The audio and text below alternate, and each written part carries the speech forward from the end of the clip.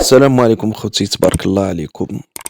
خوتي، بغيت نشارك معاكم واحد المعلومة. بغيت يعني تأكدوا لي في التعاليق واش هاد المعلومة صحيحة ولا أنا غلط.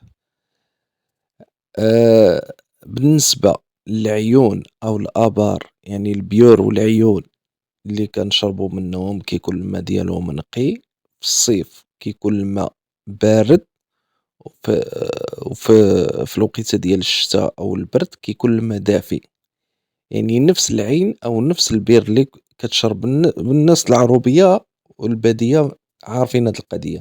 يعني الماء ديال البير في الصيف أو د العين كيكون بارد، وفي الشتوى وفي الوقيتة ديال البرد كيكون الماء ديالو دافي.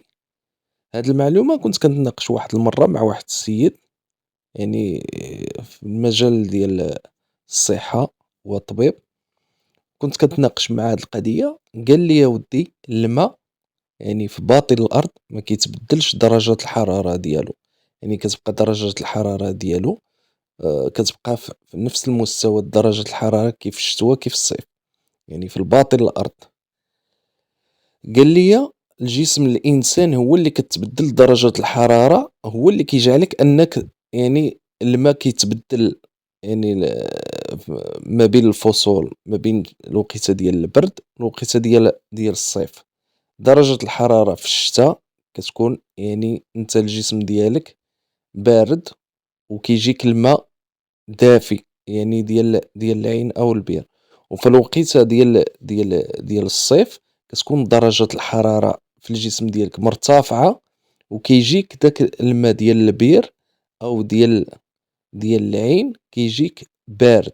يعني ماشي بارد بواحد، يعني راكم عارفين، يعني العيون والبيور كيكونوا في الصيف وفي الشتاء عاوتاني.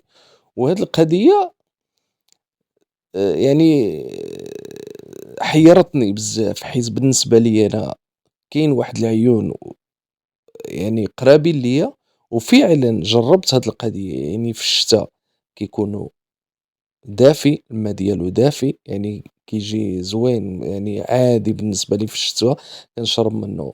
وفي الوقيتة ديال الصيف كيجي الماء بارد، يعني ماشي بارد بواحد النسبة، ولكن المهم بارد. يعني الماء راك تشربو عادي أحسن من الماء ديال الثلاجة. هاد المعلومة هادي أخوتي حيرتني أنا بزاف، وكانت عندي يعني في دماغي، وما عرفتش كيفاش يعني شي واحد اللي مختص يعني في هاد القضية هادي يعني يفسر لي هاد المعلومة أخوتي. هاد المعلومة الصراحة أنا أول مرة سمعتها من هداك السيد. يعني عمري تخيلت أنا كنت كنقول ربما، يعني سبحان الله أول مرة كنسمع هاد القضية هادي. ومع قال لي يعني الجسم الإنسان درجة الحرارة ديالو هي اللي يعني كتبدل، ماشي داك العين أو البير يعني كتكون في الباطن الأرض.